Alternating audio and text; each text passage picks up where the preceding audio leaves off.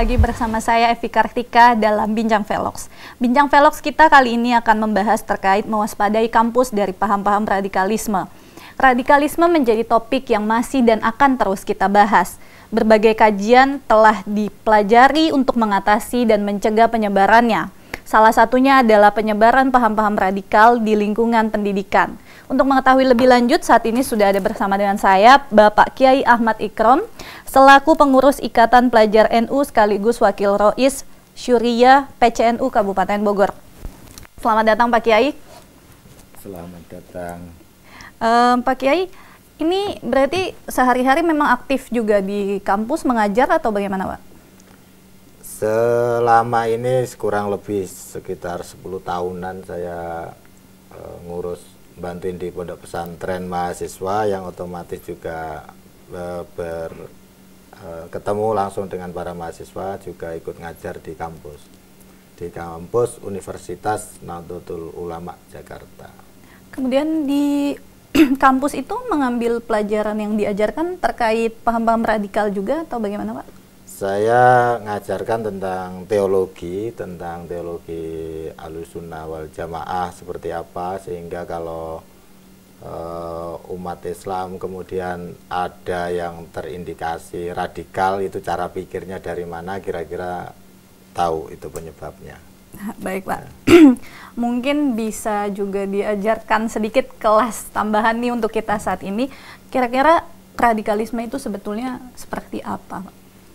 Kalau radikalisme ini memang secara bahasa mengakar ya, sesuatu yang punya prinsip. Saya kira itu tidak jelek, ya baik-baik saja selama tidak melakukan kekerasan yang kemudian anarkis. Saya membedakan antara radikalisme dan anarkisme. Tapi memang hari ini radikalisme sudah digunakan oleh terminologi kekerasan itu sendiri. Jadi mau tidak mau radikalisme ya soal kekerasan itu. Seperti halnya kayak istilah KKN yang dulu kuliah kerja nyata, ternyata juga dipakai istilah kolusi nepotisme, korupsi nepotisme, kayak begitulah. Kemudian Pak Kiai, terkait paham-paham radikal di Indonesia sudah sampai di titik mana kita? Sejauh ini saya mengamati kalau di kampus yang notabene itu ada agamanya itu, maksud saya ada jurusan agama, itu relatif aman. Kenapa? Karena mereka belajar agamanya dengan benar dan orang yang benar. Nah, saya melihat yang khawatir justru di kampus-kampus umum yang mendapatkan asupan keagamaan yang kemungkinan dari orang yang kurang tepat. Sehingga kalau bisa dilihat misalnya kemarin yang paling banyak HTI-nya yaitu kira-kira yang bertentangan dengan keindonesiaan, itu kira-kira kampus mana, saya kira banyak penelitian itu, dan itu hampir tidak ditemukan di kampus yang punya jurusan keagamaan. Kenapa? Karena orang-orang yang belajar Islam dengan kafah itu akan tahu tentang model pemerintahan Islam seperti apa. Orang berislam itu boleh negaranya apa saja, sah menurut ajaran keislaman. Jadi orang Islam mau berkewarganegaraan Amerika, mau Australia, mau mana saja itu dibolehkan. Jadi tidak diharuskan negaranya juga berbentuk keislaman. Nah, ini menjadi persoalan tersendiri ketika agama dipersempit menjadi hanya sebuah keyakinan kenegaraan. Baik Pak Kiai, mungkin bisa dikoreksi sedikit. Dari yang saya ketahui justru malah seperti sebaliknya gitu Pak. Kalau sekarang insya Allah sudah taubatan nasuha, semoga saja. Nah, tapi namanya radikalisme ini cara berpikir bahwa sebuah Islam sebagai agama juga harus menegakkan negara keislaman, itu sebagian juga ada yang meyakini menjadi akidahnya. Jadi tidak bisa kita bubarkan begitu saja HTI-nya misalnya, kemudian nanti tidak ada lagi. Ini kan sudah sesuatu yang berulang-ulang. Misalnya dulu ada NII, kemudian ada DITII, dan sekarang kemarin ada HTI, dan kemungkinan tahun depan dan tahun yang akan mendatang itu bukan seperti orang menghapus sesuatu, ini bangunan yang dirombak begitu saja, itu tidak bisa. Kenapa? Karena ini terkait dengan ideologi. Keyakinan itu tidak mudah untuk dihapus begitu saja, apalagi kemarin secara masa reformasi ya, itu cukup aktif bagaimana mereka mengideologisasi para mahasiswa, terutama yang dicari biasanya orang yang tidak punya latar belakang pondok pesantren, yang tidak punya latar belakang pemahaman keagamaan yang baik. Tapi kalau punya latar belakang keagamaan dengan baik kemudian mau dibaiat, dia nggak berani. Emang yang mau dibaiat jauh lebih pintar daripada yang mau baiat itu. Kemudian tadi disebutkan sempat ada DITII sebelum-sebelumnya ya, ini model-model radikalisme. Ini artinya akan terus berlanjut, Pak Kiai. Menurut pandangan Pak Kiai, maksudnya akan bervariasi terus? Sejak zaman setelah pasca Khalifah Sayyidina Ali, karena kita ini menganggap istilah Khalifah itu ada khilafatun nubuwah min ba'di, katanya Rasulullah, salasuna aman. Jadi sistem kekhalifahan yang membawa misi kenabian itu hanya 30 tahun. Wa ba'dahu mulkun, setelahnya kerajaan-kerajaan, entah itu republik, entah apa. Nah, inilah dinasti, misalnya dinasti Umayyah, dinasti Abbasiyah. Sejak itulah sudah ada yang namanya Khawarij. Khawarij itu orang yang berpandangan bahwa orang yang berdosa itu ya kafir sudah. Orang kafir itu halal darahnya, makanya mereka membunuh sesama muslim dianggapnya sebagai jihad. Ini cara berpikir yang sudah salah, tetapi pakai Al-Quran.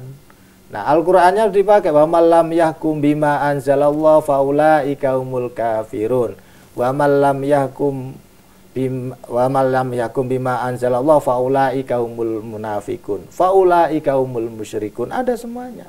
Sampai Sayyidina Ali karramallahu wajhah, orang yang dianggap sebagai intelektualnya di dalam Islam saat itu pun, karena sabdanya Rasulullah, ana bahrul ilmi wa aliyun babuha. Saya ini adalah samudra keilmuan, katanya Rasulullah, tapi kalau pengen tahu pintunya itu Sayyidina Ali. Sampai disebut karena intelektualnya tinggi. Nah, itu pun dikafir-kafirkan oleh kelompok Khawarij ini. Bukan sekedar dikafirkan, dibunuh. Karena kenapa? Karena dianggap kafir. Nah, inilah harus dikoreksi cara berpikir seperti ini. Jawabannya Sayyidina Ali, dulu juga di demo besar-besaran gitu. Nah, makanya jawabannya Sayyidina Ali perlu kita tiru sebagai menjawabnya. Kalimatu haqqin yuridu bihal batil. Yang Anda demokan betul itu suaranya Quran, bunyinya Al-Quran, tetapi maksudnya salah.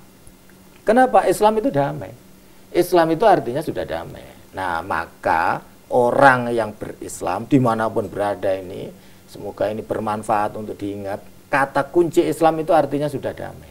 Jadi kalau Islam mengajarkan radikalisme, ini sudah bertentangan dengan bukan hanya rasionalitas tapi juga akidah. Baik, berarti di lingkungan Anda mengajar sendiri masih aman? Insya Allah aman dan insya Allah akan aman. Jadi selama setahu saya kalau mereka betul-betul mengikuti ajaran akidah Ahlussunnah wal Jamaah, Al-Asy'ariyah wal Maturidiyah, insya Allah akan tawassut, akan moderat, akan bisa menyeimbangkan cara berpikirnya orang lain. Jadi disinilah pentingnya keindonesiaan yang yang sebenarnya sudah Ahlussunnah ini. Islamnya Indonesia sudah benar dari awal, yang membawa siapa saja, yang diajarkan bagaimana. Nah, kemudian kan orang belakangan ini kemudian mengaku anti madhab, kemudian anti cara berpikir seperti ini. Loh, Islam ini bukan karangan. Makanya disitulah penting bermadhab. Kalau Islam itu karangan, nanti saya ngarang sendiri, si B ngarang sendiri, si C ngarang sendiri, mentang-mentang bisa takallam bil lughah al-arabiyyah, bisa ngomong bahasa Arab, tahu-tahu ngarang agama sendiri. Tidak seperti itu. Makanya berislam ini punya sanad itu penting. Saya belajar dari siapa, pastikan bahwa saya adalah belajar dari orang yang pernah diajari oleh orang-orang yang sampai nyambung ke Rasulullah. Ini penting. Jadi bukan sekedar baca Google, kemudian baca koran bekas bungkus kacang tentang dalil keislaman satu butir kemudian disampaikan, dan itu kalau persoalan mungkin tentang tajwid mungkin nggak masalah ya, tentang bagaimana baca Quran yang baik. Tapi kalau penafsiran Al-Quran ini penting, harus tahu ulumul Quran, tahu muhkam muhkamat, tahu mutlak muqayyad. Jadi tidak sesederhana itu. Kalau berislam hanya menggunakan terjemahan, mohon maaf, terjemahan depak, tanpa tahu bagaimana belajar yang baik di dalam memahami tafsirul Quran, ini berbahaya. Berbahaya bukan hanya untuk dirinya, berbahaya jika diajarkan kepada orang lain, karena beberapa hal tentu akan mengalami makna Al-Quran tidak mungkin sanggup hanya seperti makna yang didepak itu. Tapi makanya disitulah muncul para mufassir Quran. Ada tafsir, berbagai macam tafsir. Ibnu Katsir, Jalalain, Syamakhsyari, tafsir Syekh Abdul Qadir Al-Jailani. Disinilah pentingnya kita umat Islam untuk sadar literasi. Sekarang ini alhamdulillah ya, melalui YouTube dan lain sebagainya sebagai media pembelajaran. Semoga para saudara-saudara kita Muslim dimanapun berada memilih siapa yang tampil di YouTube itu adalah orang yang dipilih didengarkan, adalah orang yang betul-betul pernah belajar agama dengan baik di pesantren yang cukup lama, tidak hanya sekedar 2 hari 3 hari nginep tidur saja gitu. Ya, baik Pak Kiai. Kemudian kan tadi mungkin kalau untuk di kampus-kampus yang latar belakangnya Islam akan lebih mudah untuk mendapatkan ilmu tentang Islam yang benar. Kemudian menurut Anda apa yang harus dilakukan untuk kampus-kampus umum? Pertama begini ya, karena agama ini tidak mungkin juga misalnya nih COVID itu tidak mungkin juga ditanganin oleh Satpol PP. Ini soal kesehatan. Itu di situ harus dokter.